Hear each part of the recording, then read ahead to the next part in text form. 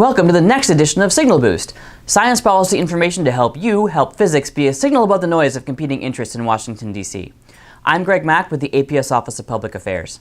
If the federal government were operating under its typical calendar, February would be the month when the president lays out his request for how much money the federal agencies and programs should receive.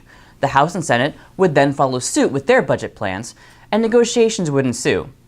When a presidential transition happens, this gets delayed. While we may know a few details about the president's budget plans for fiscal year 2018 soon, we won't know the full details until probably late April or May.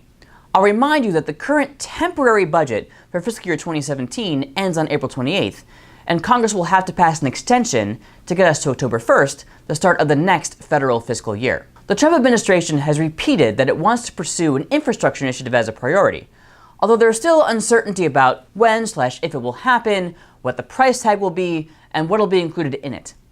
The APS members who went on the Congressional Visits Day at the end of January raised this issue and asked that science be included in any proposed infrastructure initiative.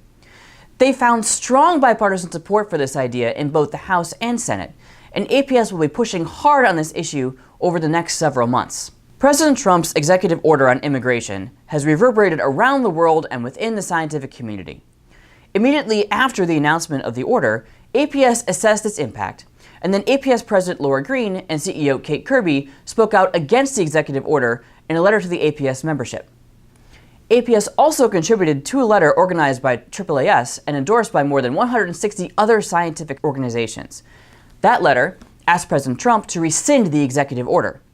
The organizations all share the view that scientific progress depends on openness, transparency, and the free flow of ideas and people, and these principles have helped the United States attract and richly benefit from international scientific talent. Speaking of openness and transparency, Democratic Senator Bill Nelson of Florida recently introduced a bill called the Scientific Integrity Act, which would require that federal science agencies have policies to ensure the communication and open exchange of data and findings.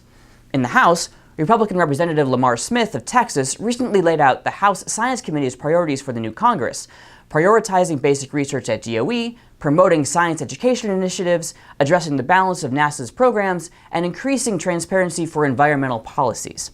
You may have heard that a March for Science is being held in D.C. on April 22nd, with affiliated marches in cities across the country that day. The goals and event details are still being clarified by the organizers, so APS hasn't endorsed the march at this time. APS leadership respects the decision of individuals to participate in the event or not. Stay tuned for more info on science policy developments in the next Signal Boost.